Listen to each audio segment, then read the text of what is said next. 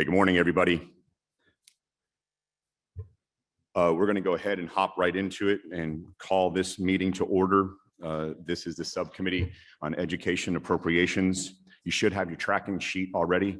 Are we good to go online, Sarah? Okay, great. And what I'd like to do before we get going is a thank you to the entire budget staff, but a special thank you to Sarah and Molly. So thank you so much for all the hard work that you guys have done. So bringing your attention to the tracking sheet, I'm going to go ahead and get going. And let's just go we'll hold questions until the end if you don't mind. Turning your attention to 22.1 child care services, you'll see we're increasing the funds for CAPS. This is to provide assistance to low-income families for the cost of childcare. That's to the tune of $3.5 million. That effectively is an extra 625 slots. Second, bringing your attention to 22.3, the pre-kindergarten program, .3. We're increasing funds for pre-K classroom ops by 2.5%. That represents the first increase since fiscal 2010, and that will be in the amount of just over $1.7 million. In addition, in .4, we're providing funds for one pre-K specialist, and that will allow us to maintain a quality program working directly with the lead and assistant teachers statewide, and that's just a little bit over $81,000. If you can, please turn to Agriculture Education 24.1. Please note, .1 is basically an adjustment that you're going to see throughout the tracking sheet to increase our employer share from 1906 to 19.81, and that is about 36,000. I won't repeat that again, but please note you'll see that a few more times. In .3 and .4, these were both in the fiscal 21, but had to be cut for budget purposes. The first one is increasing the funds to offset the austerity reduction for the area teacher program, extended daycare, young farmers and youth camp, and that's just about $600,000 at $589,000, and also to provide funds for 5 young farmer positions in Baldwin, Fulton, Pickens, Ware, and Worth, and that is $425,000. Moving on to charter schools, 24.4, bring your attention to .3. Right now, the base is 3.5. We're going to go ahead and add another $1 million to that per HB 430 in 2017. Moving on to curriculum development, 24.6. This is purely a transfer in .3 of the Georgia Bio contract from the Rural Teacher Training Initiative to the Curriculum Development Program. Please note in 24.22.4, you'll see a corresponding entry for a negative 323. So I just want to make sure that the committee knows that that's merely a transfer. Moving to GNETs, 24.8. There is we have to do a formula true up because of the reduction in enrollment, and that is $3.388 million. Moving to 24.10, Information Technology Services, to .3. This is for a pilot program to provide access to STEM and AP STEM virtual courses to students in rural Georgia, and that pilot program is going to be $75,000. Moving now to the Department of Education, section 24. I want to skip .1 like I noted before, go to .2. And this is basically restores the reduction and adds $250,000 to the feminine hygiene grant. So the delta is $950,000. The base is $300,000 for a total of $1.25 million. In .3, you'll see that we are doing to the residential treatment facilities, restoring partial funding. Please note that with the CARES funding, even though there's a reduction of $268, CARES funding basically brings that to zero, and that is noted in .6, 24.11.6. In .4 for the sparsity grants, that's a formula true up of just about negative $250,000. And finally, we are providing funds for the residential treatment facilities budget analyst and grant manager.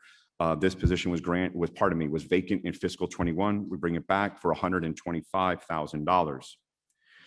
Moving to 24.12, nutrition. In .3, you'll see we're increasing the funds for school nutrition, and that's for $5 million. In 24.13, preschool disability services, this is a formula true up due to a reduction in enrollment, and that is nearly $5 million at $4.943 million. In 24.14, pupil transportation, this is increase in funds for transportation grants, and this is a formula true-up of nearly $180,000 at $179,152. Now moving on to QBE Equalization. In .1, we have a formula true-up. You'll see versus the governor's recommendation, it's not far off, but it's off, and we want to make sure that we noted that. My apologies. In 24.16, the 5 mil share, again, we have a formula true-up, and please note it is slightly off of the governor's recommendation, so we wanted to be able to note that for the committee. In 24.17, the QBE program, here is where we have in .1, again, is that same adjustment that I noted before. In .2 and .3, I'd like for you to pay special attention to that. If you look at the governor's recommendation in 2 and 3, you'll note that that basically nets to the -52 that you see for us in .2. So this is a formula true up for us, and we wanted to make sure that we were able to correspondingly provide that. In .4, this is for the charter grant system, this charter system grant, and this is again a formula true up of a little over $22,000. Next, in the State Commission Charter School Supplement, here we have a formula true up, again, slightly off of the governor's recommendation, but it needed to be noted, and you'll see that as a little over $35.6 million. And then finally in .7, please note that this is for the differentiated pay for new certified math and science teacher. And again, a formula true up for 2631, our 2,631 teachers. And again, just slightly off of the governor's recommendation. In .18, 24.18, the RESAs, please note the .1 adjustment, and then also moving on to .2. This is a formula true up due to enrollment decline, and that's at -162,941. In 24.20, the State Charter School Commission Administration, the commission can reserve up to 3% of the state charter school earnings, and that's reflected here in to the tune of about $2.75 million. Moving on to technology career education, 24.22. Again, I'll note .1 or .1. Moving to .3, this again is to offset the austerity reduction, and that's $840,000, or a little over $840. And then recall the Georgia BioEd program. I asked you to recall the positive 323, now the negative 323, to acknowledge that transfer. In 24.23, in testing, this is to provide funds for a pilot program for computer science principals AP exams, and that is $250,000 at $250,000.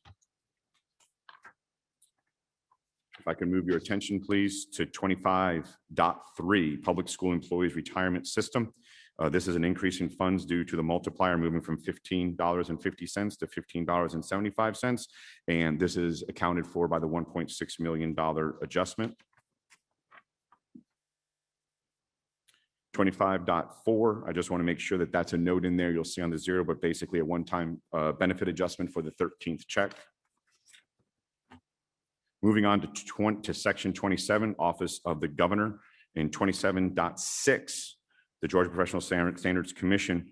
2, in .3, you'll see we have increased funds for personal services to meet the program's needs of ethics division and education prep. Basically, what we're trying to do, everyone, is keep our teacher certification efficient, and then also make sure that we handle the backlog in ethics, and that's a little over $140,000.